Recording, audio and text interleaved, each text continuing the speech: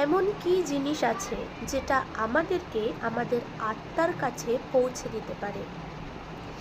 এই প্রশ্নের উত্তর আছে শ্রীমদ্ ভগবদ্গীতার ৩য় অধ্যায় অর্থাৎ কর্মযোগের ৪২ এবং ৪৩ নম্বর শ্লোকে।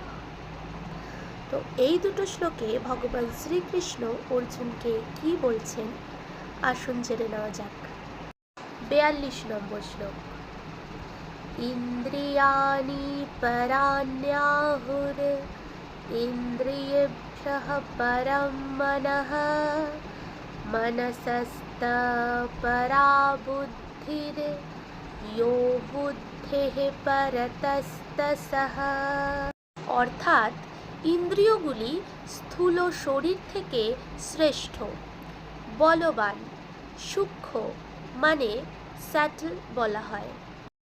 এই ইন্দ্রিয়গুলি থেকে শ্রেষ্ঠ হল মন, মন থেকেও শ্রেষ্ঠ বুদ্ধি, আর যে এই বুদ্ধি থেকেও শ্রেষ্ঠ সে হল আত্মা। শ্রীকৃষ্ণ বলছেন আমাদের শরীরের থেকে শ্রেষ্ঠ আমাদের ইন্দ্রিয়গুলি। ঠিক কথা, যে কোনো শরীরকে তার ইন্দ্রিয়গুলি একটুর মধ্যেই বশ করে নেয়, কিন্তু এই ইন্দ্রিয়গুলির থেকেও শ্রেষ্ঠ মন। আপনি নিজের মনের দ্বারা ইন্দ্রিয়গুলিকে কন্ট্রোল করতে পারেন, আর মনের থেকেও বড় বুদ্ধি। এটা অনেক গভীর কথা বন্ধুরা, এটা মাথায় রাখবেন। তো এই পর্যন্ত সব থেকে বড় হলো বুদ্ধি, আর বুদ্ধির থেকে বড় আত্মা, আর এই আত্মাকেই বোঝার এই পুরো খেলা। এবার ৪৩ নম্বর শ্লোক। এবং বুদ্ধিঃ পরং বুদ্ধ্বা সংস্তভ্যাত্মনমাত্মনা জহি শত্রুং মহাবাহো কামরূপম দুরাসদম।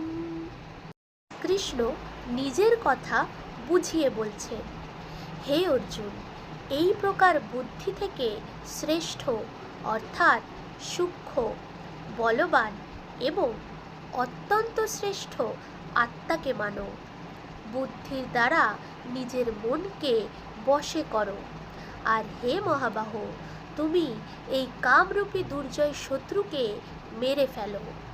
বুদ্ধির দ্বারা মনকে বশীভূত করা উচিত। যদি মন বশে থাকে তাহলে আপনি ইন্দ্রিয়গুলিকেও বশে রাখতে পারবেন। যখন আপনার মন আর ইন্দ্রিয়গুলি আপনার বশে থাকে তখন তার পরের পদক্ষেপ থাকে আত্মার কাছে পৌঁছানো। আত্মা পরমাত্মারই এক রূপ, আর আপনার বুদ্ধি আপনাকে আপনার আত্মার কাছে পৌঁছাতে পারে। রাধে রাধে।